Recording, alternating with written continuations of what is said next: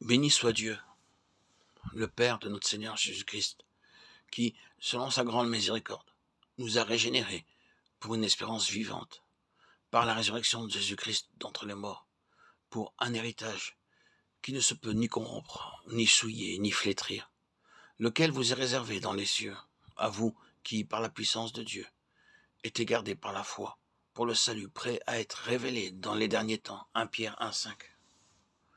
Vous êtes gardés par la puissance de Dieu, par la foi pour le salut. Ces paroles seront les sujets de notre méditation.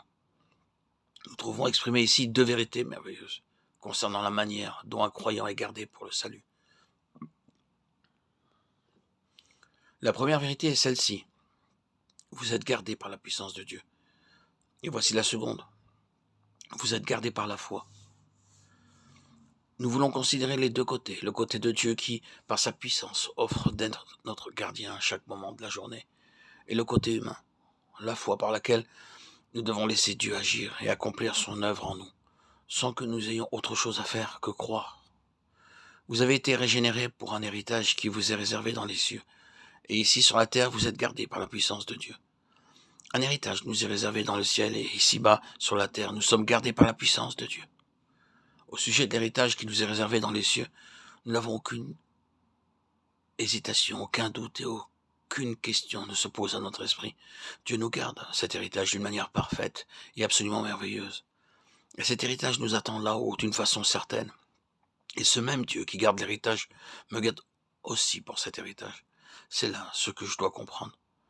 Ce serait une action insensée de la part d'un père de se donner de la peine pour laisser un héritage à ses enfants et de prendre grand soin de leur conserver cet héritage, s'il ne s'occupait pas en même temps de garder ses enfants pour cet héritage. Que penseriez-vous d'un homme qui emploierait tout son temps et qui ferait tous les sacrifices possibles pour amasser de l'argent, et quand il aurait amassé une fortune considérable, vous lui demandiez pourquoi il a fait tant de sacrifices, il vous répondait « Je désire laisser à mes enfants un riche héritage, et je garde ma fortune pour eux. » Que penseriez-vous de cet homme-là, si vous appreniez d'autre part que cet homme ne s'occupe pas de l'éducation de ses enfants, qu'il les laisse courir dans la rue et les abandonne à leurs mauvais instincts? Ne direz-vous pas « Le pauvre homme, il garde son héritage pour ses enfants, mais il ne s'occupe pas de garder ses enfants et de les préparer à recevoir cet héritage. » Et pourtant, il y a bien des chrétiens qui pensent « Dieu m'a réservé un héritage dans les cieux », mais qui ne peuvent croire « Dieu me garde pour cet héritage ». La même puissance, le même amour, le même Dieu accomplit ce double travail.